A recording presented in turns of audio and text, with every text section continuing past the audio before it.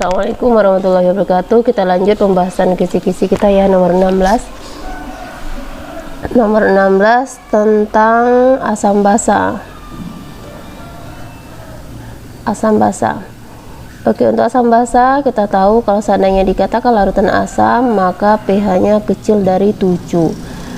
Dikatakan dia larutannya bersifat basa, berarti pH-nya besar daripada 7. Dan jika dia netral, maka dia pH-nya sama dengan 7. Oke, kemudian untuk uji lakmusnya, jika dia asam, maka lakmus biru berubah menjadi warna merah. Dan jika basa, berarti merah berubah menjadi warna biru. Sedangkan netral berarti dia warnanya tetap merah, biru tetap biru, berarti tidak berubah. Oke, itu untuk poin untuk soal nomor 16 ya. Jadi jika seandainya ada nanti uji limbah pH-nya di bawah dari 7, berarti dia asam, pH-nya di atas 7 berarti dia bersifat basa. Oke, nomor 17 yaitu tentang larutan penyangga. Larutan penyangga yaitu larutan yang dapat mempertahankan pH. Jadi dia dapat mempertahankan pH, artinya jika ditambahkan dia asam atau ditambahkan dia basa, maka perubahan pH-nya tidak terlalu drastis. Oke, contoh kita lihat contoh soal ya.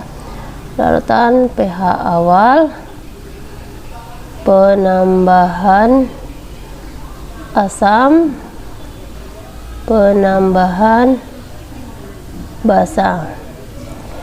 Oke, ini larutan 1, larutan 2, pH awalnya 5, tambah asam jadi 4,8, tambah basa menjadi 5,6. pH awalnya 5, tambah asam jadi 2, tambah basa jadi 7. Oke, sekarang kita lihat manakah di antara dua larutan ini yang bersifat penyangga. Kita lihat nomor 1, ini pH awalnya 5, tambah asam menjadi 4,8. tambah basa menjadi 5,6. Ini perubahan pH-nya tidak drastis, maka ini dikatakan dengan larutan penyangga. Ya, karena jika penambahan asam dan basa dia tidak mengalami perubahan drastis, maka dia dapat dikatakan dengan larutan penyangga. Yang kedua, kita lihat pH awalnya 5, tambah asam menjadi 2, tambah basa menjadi 7. Ini terlalu berubah drastis, berarti ini bukan larutan penyangga. Oke, mudah bukan? Oke, kita lanjut. Yang nomor, kita lanjut ke soal yang nomor 18. Nomor 18 ini berhubungan dengan koloid ya. Untuk koloid ini masih materi di kelas 2 ya. Untuk koloid, aplikasi koloid ini ada yang namanya adsorpsi atau penyerapan, kemudian ada koagulasi, kemudian ada dialisis, kemudian ada efek tindal. Oke, kita lihat ya untuk contohnya. Adsorpsi contohnya penggunaan norid ya, penggunaan norid atau obat sakit perut ya, sakit perut. Nah, ini contoh dari adsorpsi. Kemudian ada pemutihan gula. Ini juga masih contoh dari adsorpsi. Kalau koagulasi ini contohnya penggumpalan karet atau latek ya, latek. Kemudian pembentukan delta di muara sungai ya. Kemudian penjernihan air dengan menggunakan tawas. Jadi nanti terjadi penggumpalan ya, koagulasi ini sama penggumpalan. Kemudian pembuatan agar-agar juga masuk di koagulasi ya. Dialisis yang umum kita tahu yaitu proses cuci darah ya. Nah, ini adalah contoh dari dialisis. Kalau efek tindal ini sorot lampu. Kemudian berkas cahaya ketika terjadi hujan, nah itu namanya efek Tyndall ya. Oke. Nah, ini adalah aplikasi dari sifat-sifat koloid ya. Kemudian untuk soal yang nomor 19 ini berhubungan dengan sifat koligatif. Sifat koligatif. Ini materi di kelas 3 ya. Materi kelas 3. Untuk sifat koligatif ini ada yang contoh yang umum itu ya, pada penurunan titik beku. Titik beku. Contohnya yaitu penambahan garam. Penambahan garam pada proses pembuatan es putar, pada es putar atau es krim ya, krim. Kemudian penambahan garam untuk mencairkan salju. Ini juga masuk dalam kategori contoh penurunan titik beku. Ya, ketika kita tambahkan garam maka nanti suhunya itu akan semakin turun, tapi bentuk dari bongkahannya itu akan bisa mencair. Kemudian menambahkan etilen glikol pada radiator mobil.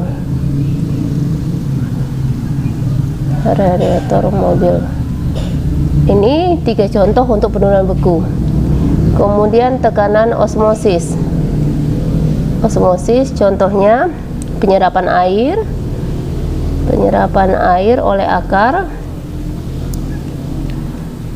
tanaman. Kemudian penggunaan infus.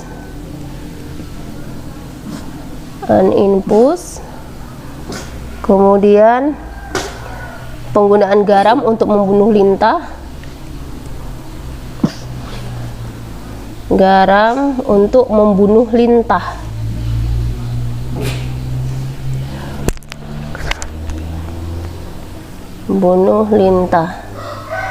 Oke, ini ada contoh sifat-sifat koligatif yaitu pada penurunan titik beku dan tekanan osmosis. Oke, kita lanjut yang kisi-kisi soal nomor 20. Ini masih berhubungan dengan sifat koligatif yaitu grafik PT ya, grafik tekanan dan suhu ya pada sifat koligatif. Oke, coba kita lihat grafiknya ya. Kita boleh ini ambil, kita tarik, kita buat aja sini A, ini B, C, ini D. Nah, jadi ada 2 buah.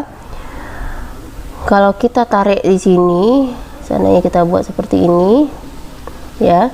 Ini kita buat dulu ya.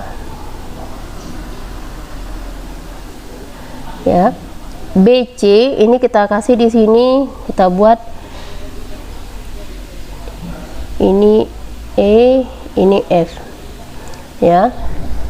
Garis yang di atas ini, yang di atas ya, bagian atas ini adalah garis untuk fase, ini adalah untuk pelarutnya ya. Ini untuk pelarut, garis untuk pelarut. Sedangkan kalau garis yang di bawah ini untuk larutan. Oke, jangan lupa ya, yang untuk di atas, yang di atas pelarut, yang di bawah adalah larutan ya. Nah, ini coba kita lihat suhu ya untuk larutan ini.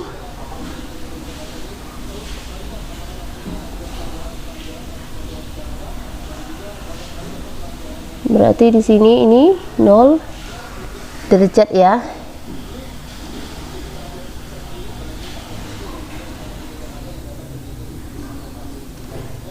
Nah, sedangkan yang sini ini yang 100, ini yang 0, ini yang 100 derajat.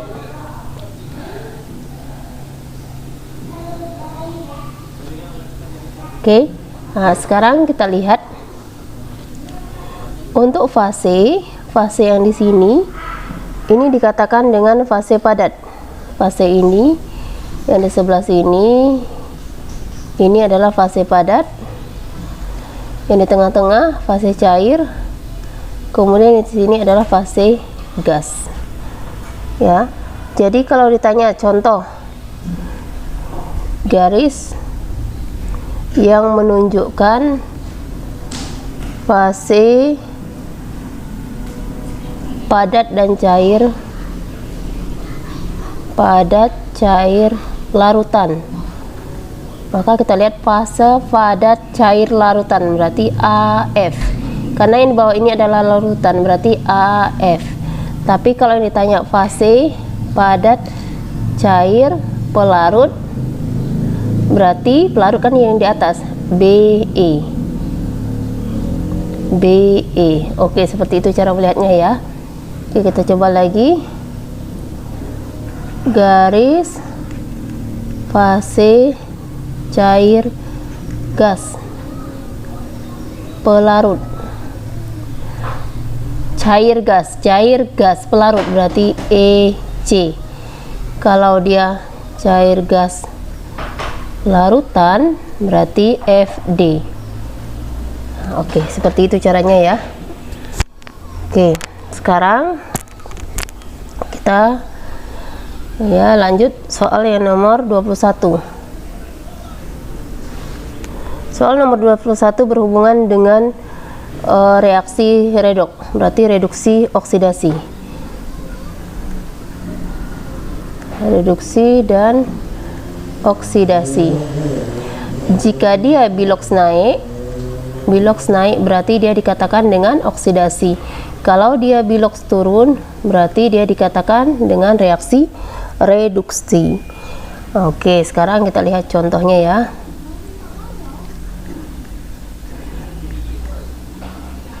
Contoh SO4 menjadi SO3.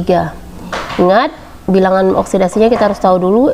O itu min 2, berarti S nya di sini positif adalah 8. O min 2, ingat 3 kali min 2 min 6, berarti ini positif 6.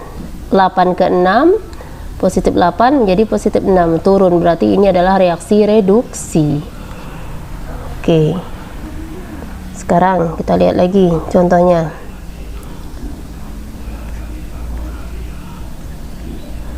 Mn dia adalah unsur bebas, berarti dia biloxnya 0. O tadi min 2, 2 kali min 2 min 4, berarti Mn positif 4. 0 ke 4 berarti dia naik, maka ini adalah reaksi oksidasi. Oke, seperti itu ya caranya ya. Oke, sekarang saya contohin lagi. MnO4 min menjadi MnO2. Ingat, ini sama dengan min 1 karena ini adalah senyawa ion. O tadi min 2, 4 kali min 2 min 8, berarti di sini positif 7, maka ini tulis positif 7. O min 2, Mn positif 4, berarti 7 ke 4 ini turun, maka ini dikatakan dengan reaksi reduksi. Nah, oke. Jadi unsur-unsur atau atom-atom yang umum yang kita ketahui itu ya, bilangan oksidasinya yang harus di luar kepala kita itu H positif 1, O min 2, itu yang umum. Ya, ingat kalau dia unsur bebas berarti dia 0 atau atom bebas. Kita lanjut untuk soal nomor 22. Soal nomor 22 berhubungan dengan potensial elektroda. Elektroda. Berarti ini masih materi di kelas 3. Potensial elektroda, untuk menentukan nilai ya potensial standarnya atau SL-nya, maka rumusnya adalah SL sama dengan E oksidasi tambah E reduksi. E oksidasi tambah E reduksi.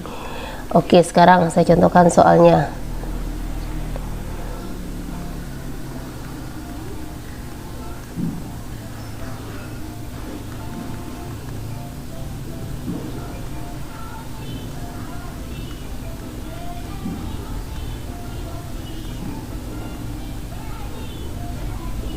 Oke, nah sekarang kita lihat ini adalah nilai dari data ya potensial reduksi kita ya, karena kedua-duanya sama-sama mengalami reaksi reduksi di sini ya.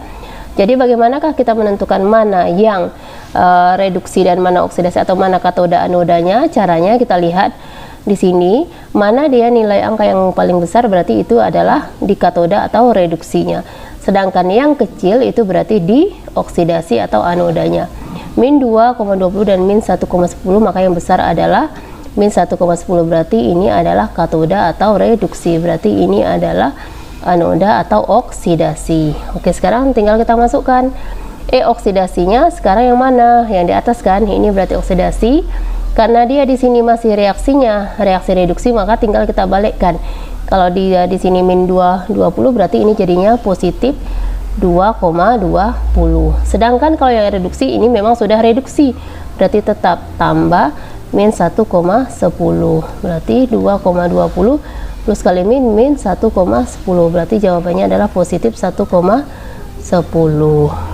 Oke, caranya seperti itu. Berarti tentukan dulu yang di antara dua persamaan ini ya, mana yang katoda dan mana yang anoda. Caranya yang katoda atau reduksi itu yang paling besar ya, semakin positif atau semakin besar nilainya, maka dia akan mengalami reaksi reduksi atau katoda. Oke, sekarang kita lanjut untuk soal yang nomor 23. Ini berhubungan dengan korosi. Jadi proses korosi ya, ini bisa dipengaruhi oleh yang pertama yaitu adanya air, kemudian adanya udara atau oksigen, kemudian adanya dia larutan asam. Asam juga bisa mempercepat. Contoh, nantinya mengandung HCl atau H2SO4, maka dia akan cepat mengalami perkaratan. Kemudian adanya garam ya. Nah, ini adalah faktor yang mempercepat proses terjadinya oksidasi. Air atau H2O, oksigen, adanya asam, kemudian adanya garam. Garam ini boleh dikatakan dengan larutan elektrolit ya. Asam juga boleh dikatakan dengan larutan elektrolit. Nah, jadi jika seandainya ada di sana terdapat minyak atau dia ditutup, maka itu akan memperlambat proses terjadinya korosi ya. Jadi ingat, korosi itu sangat dipengaruhi oleh air, udara, asam dan garam ya.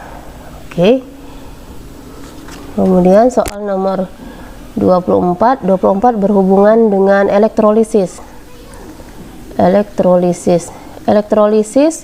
yaitu di soal hukum Faraday 1. Hukum Faraday 1 mempunyai rumus W sama dengan EI kali T per 96.500, di mana E ini adalah E sama dengan AR per N. N ini adalah muatan